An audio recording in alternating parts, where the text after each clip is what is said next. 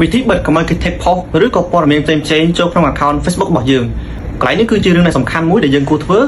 បើសិនជាយើងមិនបានបិទ Communicative ចូលទេគេនឹង take ព័ត៌មានឬក៏ video ឬក៏ post អីផ្សេងៗចូលក្នុង account Facebook របស់យើងដែលយើងអាចបានដឹងខ្លួនប៉ុន្តែនៅពេលដែលយើងធ្វើការបិទហើយរាល់ពេលដែលគេ take ចូលនៅក្នុង account Facebook របស់យើង Facebook នឹង load post នោះឲ្យយើង review ថាតើ post នោះយើងអនុញ្ញាតឲ្យចូលក្នុង account Facebook របស់យើងឬក៏មិនអនុញ្ញាតឥឡូវនេះយើងទៅមើលទាំងអស់គ្នាអញ្ចឹងដំបូងយើងចូលមកកាន់ Facebook របស់យើងមកតមកទៀតយើងចូលកន្លែងសញ្ញាត្រី3នៅផ្នែកខាងលើបើសិនជា iPhone នៅផ្នែកខាងក្រោម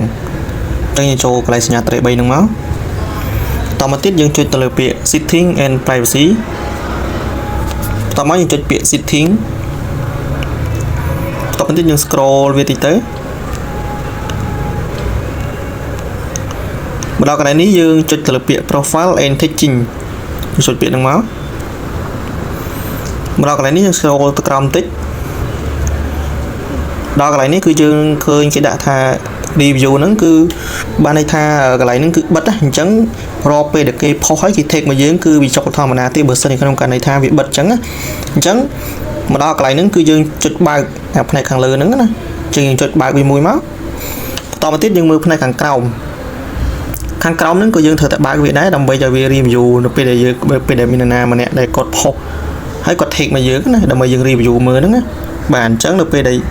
ចូលមកឃើញអញ្ចឹងគឺយើងត្រូវតែបើកវាទាំងពីរហ្មងអញ្ចឹងនៅពេលដែលយើងបើកពីរហ្នឹងហើយគឺបានហើយបានន័យថាយើងបើក Communicative ចូលហ្នឹងគឺកន្លែងហ្នឹងគឺយើងបើក Communicative ចូលនៅពេលដែលគេ take ចូល Facebook នឹង alert ប្រាប់យើងនៅក្នុង notification របស់ Facebook យើងណាបាទអញ្ចឹងហើយវីដេអូនេះខ្ញុំមានប៉ុណ្ណឹងហើយចាំជួបគ្នានៅក្នុងវីដេអូក្រោយទៀតអរគុណសម្រាប់ការទស្សនាវីដេអូជួបគ្នានៅក្នុងវីដេអូក្រោយទៀត